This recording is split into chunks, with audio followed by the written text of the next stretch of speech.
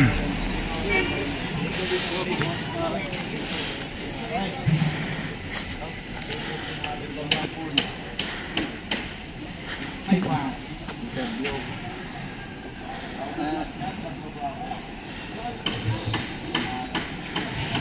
pangalan niyo tayo? Jaime? Oh. Kasi dati na nadaanan ka namin dito. Oh. So, doon yata banda kasi malapit ka. Sino kasama mo dito tayo? Ano no?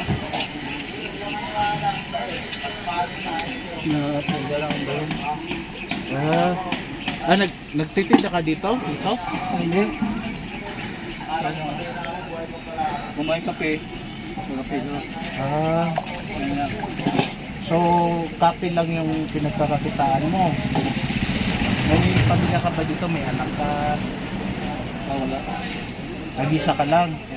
Kasi nung nadanan ka namin, nag-isa ka lang din. Yung nakita namin, sabi ko, balikan natin si tatay. By the way time, may bibigay ako sa ipay. Munting munting pamaskong handog. Kaya po mga handog, mga sagapay at pantry yan. Ayan, may naakuha si tatay ng pantry. So may bibigay din ako sa ipay. May bigas po, may kape din po. Ayan. Saka natin galing pa kay Tita Bill ng USA. Opo.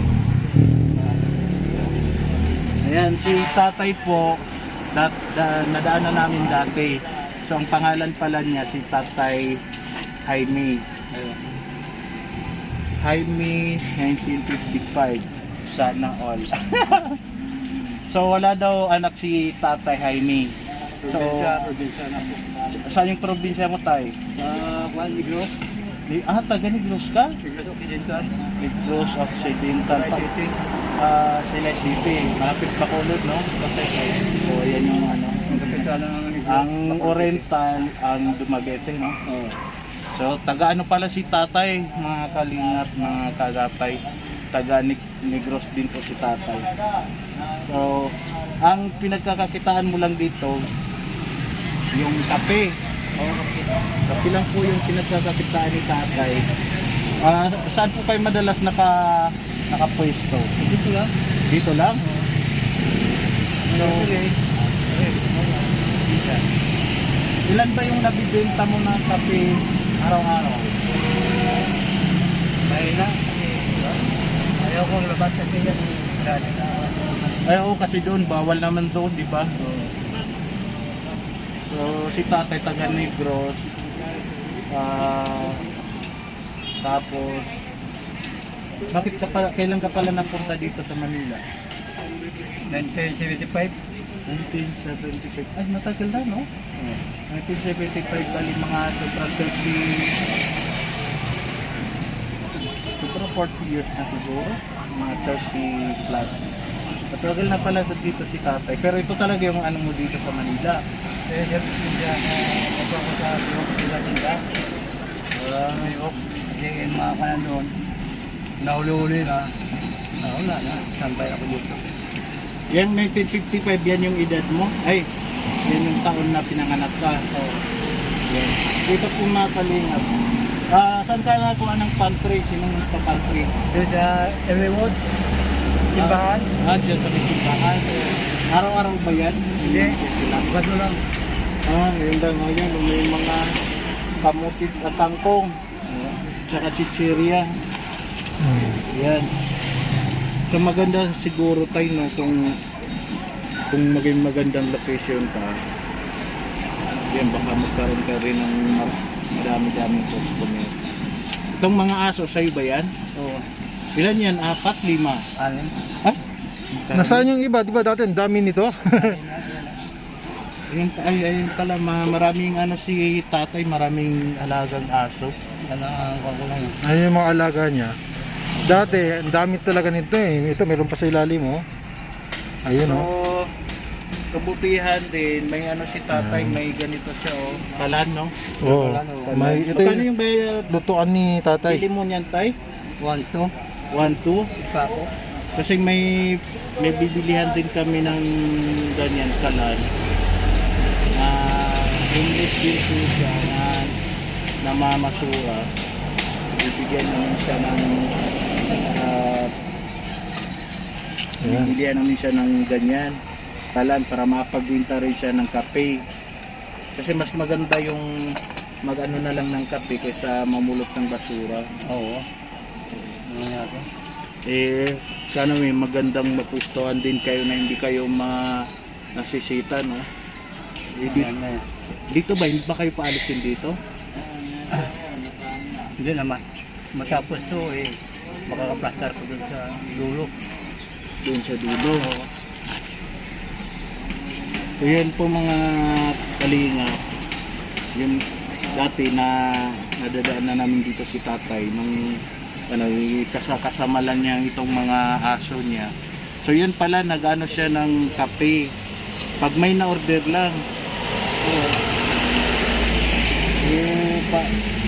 Parang sapat na ba yung kinikita mo araw-araw para nakakakain ka ng ano? Hindi naman, may nagbibigay sa akin. May nagbibigay din. Para sa akin. May nagbibigay kasi. Alam mo, ito lang ang kita ako. Saan ka natutulog tayo? May class. Dito? Hmm. Ay, dito rin pala natutulog. Paano yung mga aso? Hindi ka Nagulaba. kanila inaakyat. So yan mga kalingap, yan po natutulog si tatay. Paano pag malakas yung ulan? Di ba itong mga nakaraan umuulan? Oo, nagalang ko yan ang sapal. Trapal. Pero kahit may trapal pa rin, mga ano pa rin, mahirap talaga yung sitwasyon na ganito. Oo, hirap lang. Ikaw nga kasi basa lang ako. Bakit na sigla, ako nagatayo. Nagatayo. Mahirap din yung ano ni tatay, oh. Pati yung payong niya, bumibigay na rin, Hindi kayo nagaga. Lalagi sa kusang paul yan. Lumang-luma na yung payong ni tatay. Ayun, sira-sira na. Saka ito. Hindi ba nangangagat yung mga aso mo? O bait? Mga aso niya. Dito daw natutulog si tatay, itong mismong may dalawang aso dyan daw. Tapos pinapababa na lang yung mga aso para doon matulog. Ito. Dito mismo yan sa gilid ng tawag dito. Manilas ito, di ba? dito sa may Manila Zoo. Ayan. So yun tay, ako din po ay nagpapasalamat kay Tita Bel doon sa pinapabot niyang binigay niyang tulong. Ayan, so kahit pa paano na naabot natin din yung tulong kay Tatay Jaime. Ayan, taga Tubong Negros Occidental. Ayan po mga kalingap. So ito po yung ganito po yung sitwasyon niya dito kasi nung nakaraan na dumaan kami dito, dito lang din siya natutulog kasama itong mga aso niya. So mahirap din yung sitwasyon niya dito at saka mag-isa lang dito si tatay. Saan yung may mga plato ka dito? Paano po kayo kumakain? Hindi tayo sa takip. Wala ka ba mga plato? Baso, plato, termos. Ito takip. itong takip, yan ang Ayun, yung takip daw ng kaldero. Yung daw kumakain. Saan nakalagay yung thermos mo? Dito. Ay, may ano pala ito, no? Lalagyan dito sa ilalim. So dito lang talaga to naka-parking si tatay. Pa-konti-konti lang din yung yun yung ipakita mo yung mga ano niya doon. Paninda niya. Ito yung mga paninda ni tatay. Ayan, nakasulog yun. Ito, May mga laman niya na coffee to, mga kape. Iba't ibang klase ng kape. Ayun po, may mga Nescafe doon. Ayan. Tapos dito ka lang nagpapainit ng tubig, tapos lalagay mo sa termos. Ayan. Okay na rin kasi meron siyang tawag dito. Meron siyang ganyan. So mahirap talaga mga kalingap yung siyempre dito sa Maynila. Kung dito ka lang din sa mga sulok-sulok, wala kang masyadong magiging customer. Tsaka hindi naman lahat ng dumadaan dito kuya nagiging customer mo. Oo. So mahirap. Sana may mapwestohan kayo, no. Dapat may wala yatang ano yung ano dito, no, yung chairman dito na may paglagyan pa sa inyo. Wala. Kasi meron pa dito sa doon sa kabila na mga nagtitinda lang din ng kape. Wala din mapwestohan. Mahirap din yung ganyan. Pero hindi ba kayo allowed na magpunta-punta dyan na nakabike sa kunwari dyan sa Manila Bay pag umaga? Nagpalabas kami dyan. Oo, yun din yung ano, kasi yung ibang ano, nagtitinda ng kape pag every morning pinapapunta po sila sa ano, pumupunta sila sa Manila Bay. Ang problema din ngayon, pinapalayas din sila.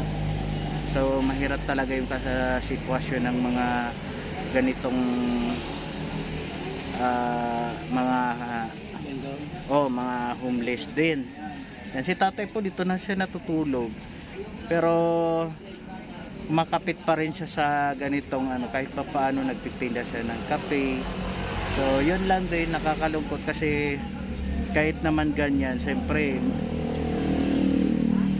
siguro okay na siya. Parang naisip ko palang Tatay Jaime, parang hindi ka kung makasampu ka siguro sa isang araw, okay na yun, no?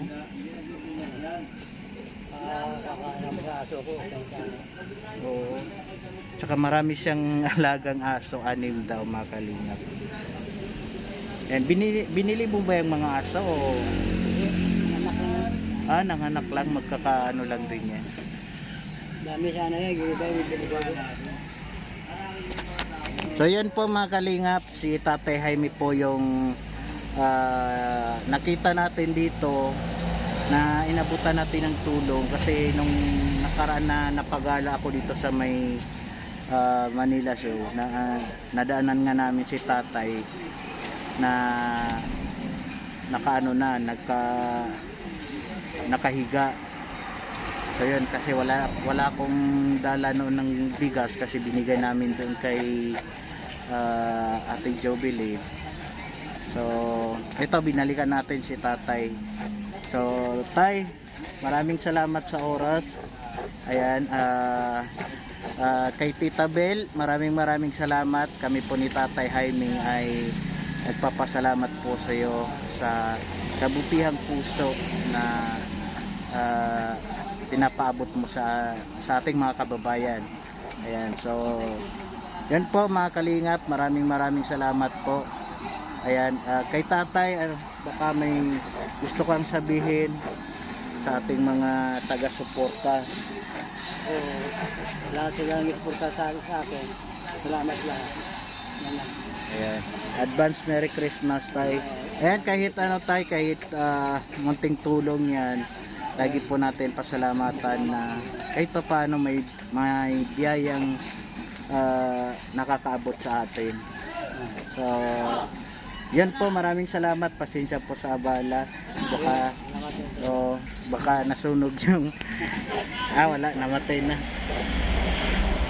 So yan po mga kalingap, si Tatay Jaime po, dito po siya sa tabi ng Manila Zoo. And yan nga po, kape lang din yung pinagkakitaan niya dito. Wala po siyang bahay, dito lang din siya natutulog sa kanyang kinalalagyan. Itong yan, dyan na po siya natutulog mga kalingap. So sana po yan, sa may mga butihing puso dyan,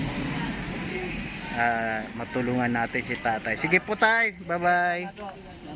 Thank you.